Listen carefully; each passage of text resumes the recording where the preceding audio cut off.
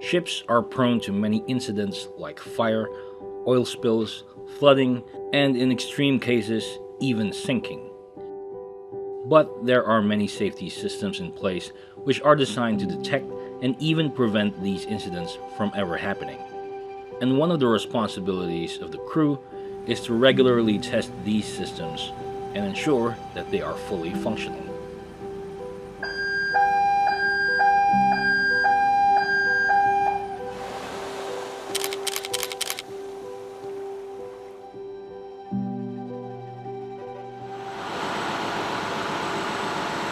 Today is Saturday, so we will be doing what we call our Saturday routine, which is to test all the emergency alarms, trips, and cutoffs of the machineries here in the engine room and some of the machinery outside.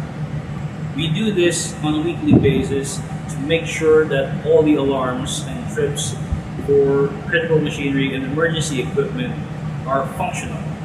This is to ensure that all the machinery are working within their limits, for safe operation and for the safety of everyone on board. Plus, these items are usually inspected by port state control officers whenever the ship goes alongside in port. If any of these alarms or systems does not function, that's going to be a problem for us. And in some cases, especially for the critical machinery part, it could lead to the ship being detained by the authorities. So, let's go. First, we test the bilge tank high-level alarms. The bilge is the lowest part of the engine room, so any liquid that leaks from the pipelines and machinery will eventually find its way down and accumulate there.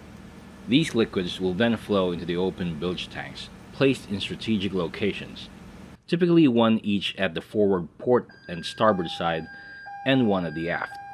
These alarms will normally be triggered when the accumulated bilge water reaches a high level.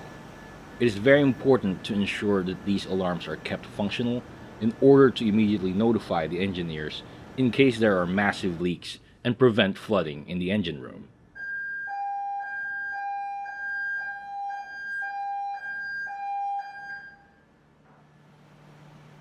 Next is the oil mist detector for the main engine crankcase.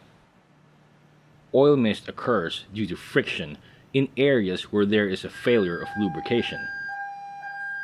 This oil mist is prone to combustion in high concentrations and could lead to crankcase explosions.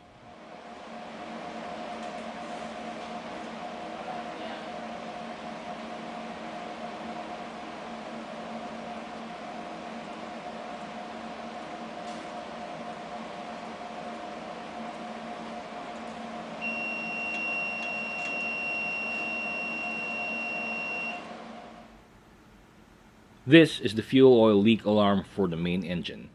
Its purpose is to detect leakages in the fuel injection system. If the leak is strong enough, fuel will accumulate in this small tank and an alarm will be triggered by a float switch.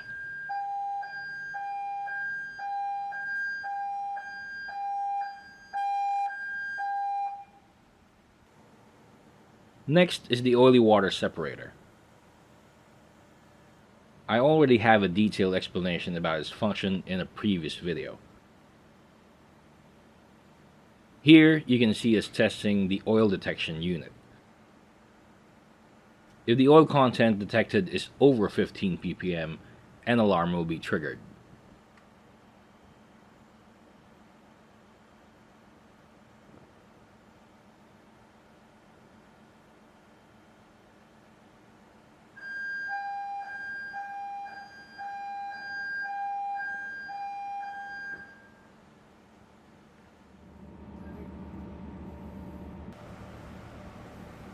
Since our ship is at anchor during this time and the main engine is stopped, we can also test the main engine overspeed trip.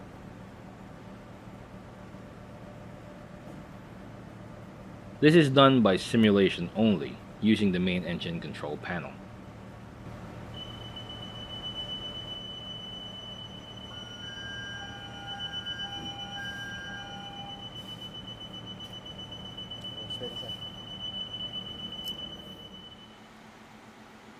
Now we go to the generator engines. Similar to the main engine, we also test the fuel leak alarms. The principle of operation is the same, but on a smaller scale.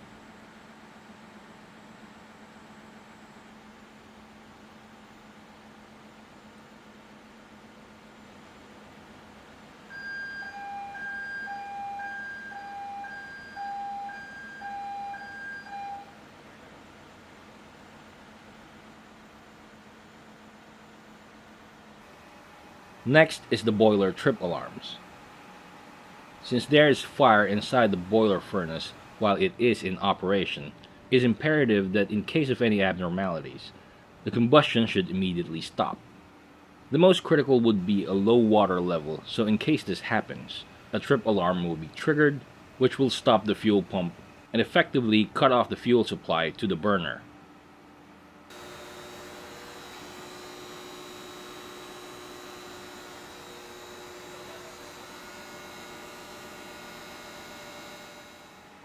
Next up for testing is the incinerator. Same with the boiler, it has an active flame during operation, so any abnormalities should immediately cut off fuel supply to the system.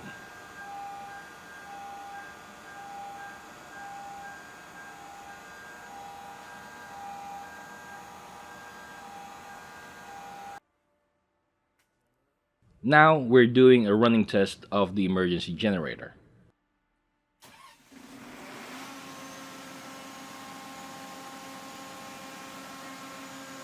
In case there is a blackout due to failure of the generators, the emergency generator is designed to automatically start and provide electrical power to the emergency systems.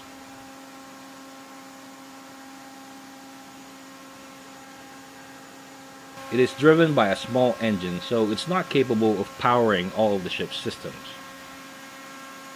Its main function is to provide power to the auxiliary machinery that will enable the crew to restart the main generator engines. In this setup, our engine can be started by two methods.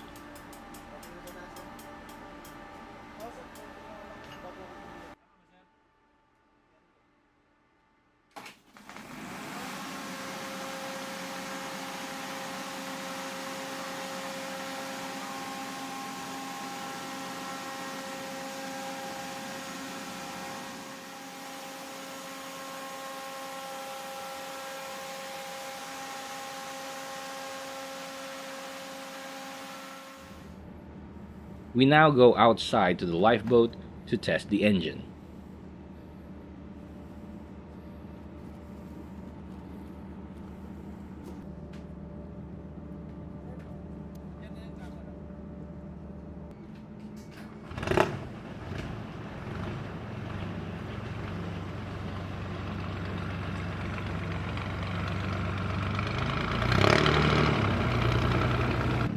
Once the engine is started, we test the movement of the propeller ahead and astern.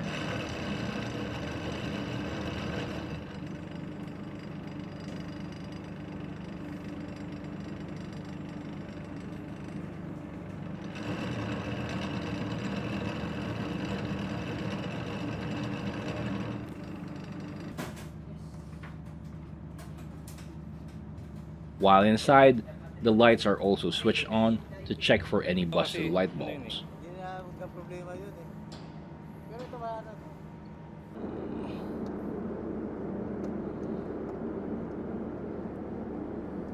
Up in the funnel, we also test the closing of the funnel flaps.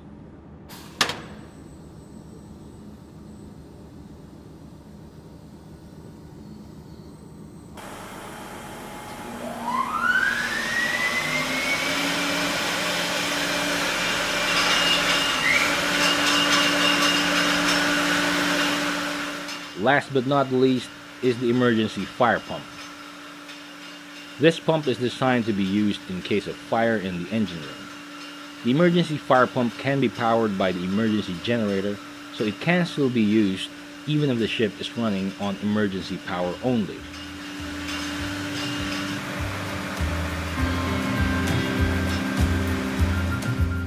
These safety checks are carried out every week to ensure that the critical emergency systems are fully functional.